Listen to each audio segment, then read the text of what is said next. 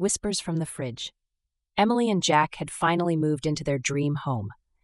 A charming old Victorian house nestled at the end of a quiet cul-de-sac. The place had character, with its creaky wooden floors and ornate crown moldings. But what delighted them most was the vintage fridge in the kitchen. It was a gleaming white behemoth, an old General Electric model from the 1950s, with chrome handles and rounded edges that screamed nostalgia. "This is perfect," Emily said, running her fingers along the cool surface. "It's like a piece of history."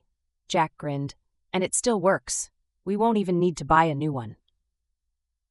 Their first night in the house was filled with the usual chaos of unpacking, but they managed to make a simple dinner and collapse into bed, exhausted but happy. It wasn't until the dead of night that Emily first heard it, a faint whispering sound, like someone murmuring secrets just out of earshot. She nudged Jack. "Do you hear that?" He groaned, half asleep. "Hear what?"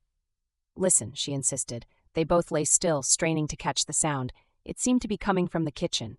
Jack sighed and got up, grabbing a flashlight. Emily followed close behind.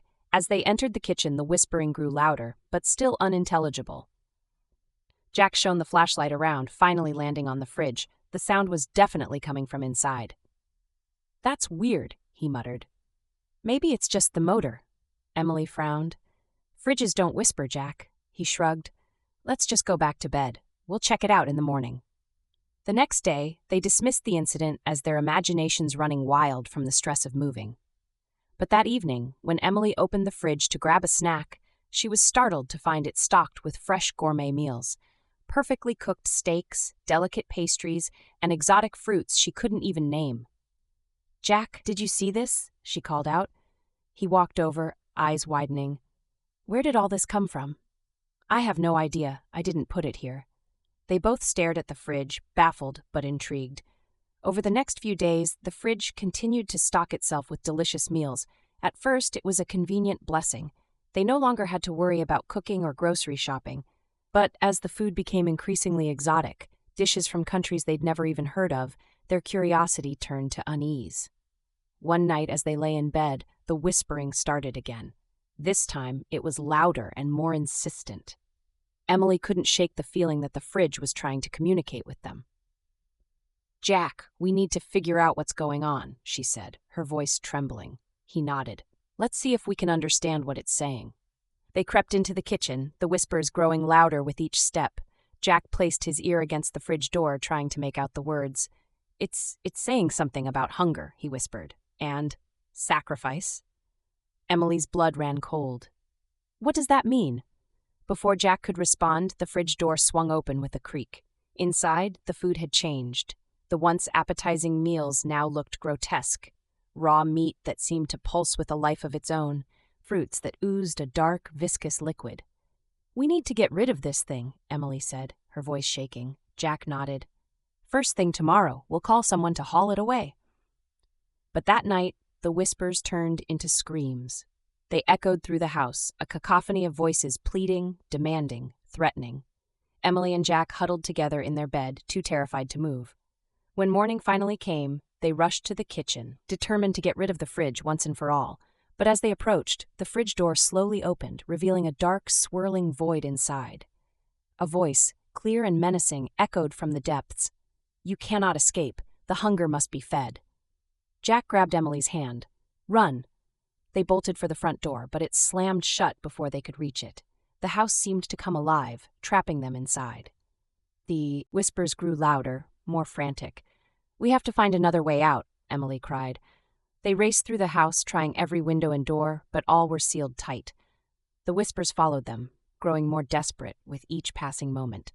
Finally, they found themselves back in the kitchen, facing the fridge. The dark void inside seemed to pulse with a malevolent energy. "We have to do something," Jack said, his voice trembling. "Maybe if we destroy it." He grabbed a nearby chair and swung it at the fridge, but the chair shattered on impact, leaving the fridge unscathed. The whispers turned into mocking laughter. "You cannot destroy what you do not understand," the voice taunted. Emily's eyes filled with tears. "What do you want from us?" The voice seemed to consider this for a moment before responding. "A sacrifice. One of you must enter the void to feed the hunger." Jack shook his head.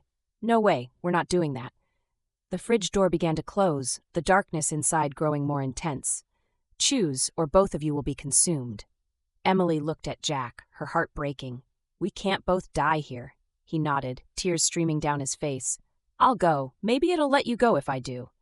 No, Jack, I can't let you do that, she sobbed. He kissed her forehead. I love you, Emily. Remember that. Before she could stop him, Jack stepped into the void. The darkness swallowed him whole, and the fridge door slammed shut with a final echoing thud. The whispers ceased, and the house fell silent. Emily collapsed to the floor, sobbing uncontrollably. She stayed there for what felt like hours, unable to move, unable to think. When she finally gathered the strength to stand, she noticed the fridge had changed. It was no longer the vintage model they had found, but a sleek, modern appliance. The door opened to reveal a perfectly normal, empty fridge. Jack was gone, and the house was quiet. The whispers had stopped, but the memory of that night would haunt Emily forever. She knew she could never escape the darkness that had claimed her husband. The hunger had been fed, but at what cost? As she stood there staring at the fridge, she heard a faint whisper, barely audible. Thank you. Emily shivered, knowing that the nightmare was far from over. The house had claimed its sacrifice, but the hunger would return. And when it did, she would be ready, or so she hoped.